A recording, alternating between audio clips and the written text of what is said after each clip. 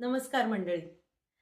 कविता माझ्या अस्वस्थ मनाची भाषा या चॅनलवर तुम्हा सर्वांचं पुन्हा एकदा स्वागत करते.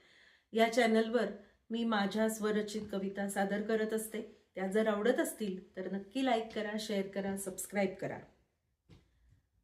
आज एक नवीन कविता, घराचं वय. प्रत्येक घराचं ना एक वय असतं. प्रत्येक घराचं ना एक वय असतं. वयाबरोबर त्या घराला एक संवेदनशील मन असतं.